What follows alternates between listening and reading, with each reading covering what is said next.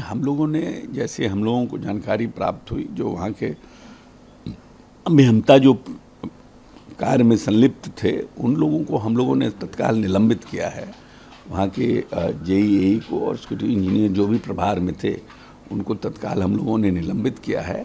और जो construction company काम कर रही थी उस पर सरकारी पैसे के दुरुपयोग के लिए एफआईआर दर्ज कराई गई है और आदेश हुआ है। और मैं समझता हूं कि आज एक टीम, हमारी हाई लेवल टीम भी जा रही है, वो स्थिति का जायजा लेगी कि किन परिस्थितियों में कहां पर लापरवाही हुई, किन परिस्थितियों में पुल गिरा है, और उसके विस्तृत रिपोर्ट आने के बाद जो लोग, जिन जिन लोगों की संलिप्तता थी उन सब लोगों पर कार्रवाई की जाएगी। लगातार इसके पहले बिहार में कई पुल गिरे, उसको लेकर भी अब सवाल खड़े हो रहे हैं, फिर अररिया में भी जिस तरीके से। देखिए, पुल निर्माणाधीन था और निर्माणाधीन पुल कंप्लीशन नहीं हुआ था, लेकिन फिर भी इन किन परिस्थितियों में पुल गिरा, कहीं ना कहीं तो निश्चित रूप से लापरवाही बरती गई या फिर कॉम्प्रोमाइज़ किया गया। जो हमारा डिज़ाइन था वो कॉम्प्रोमाइज़ हुआ।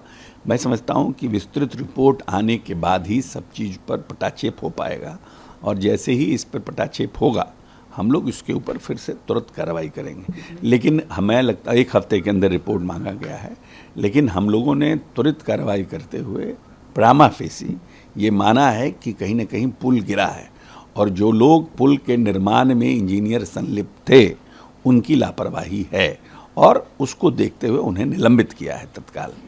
और रिपोर्ट आने के बाद फर्दर हम लोग इस पर कठोर से कठोर कार्रवाई करेंगे। तो सर, पीएम भी है, वो बिहार दौरे पर है, नालंदा रहे, नालंदा यूनिवर्सिटी को लेकर को लेकर आ रहे हैं। तीसरी बार प्रधानमंत्री पद बनने का पहली बार वो बिहार आ रहा है। नहीं, ये देखिए, नालंदा विश्वविद्यालय हमारे बिहार के गौरवशाली इतिहास और हमारी वैभवशाली परंपरा का प्रतीक है। और नालंदा विश्वविद्यालय में देश विदेश के लोग पढ़ने आया करते थे। जब ये हमारा इस बात को दर्शाता है हम बौद्धिक रूप से कितना संपन्न थे।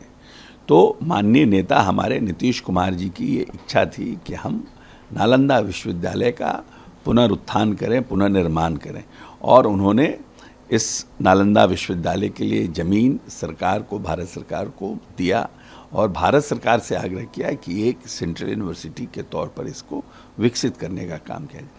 भवन का काम पूर्ण हो गया है, आज प्रधानमंत्री जी आ रहे हैं।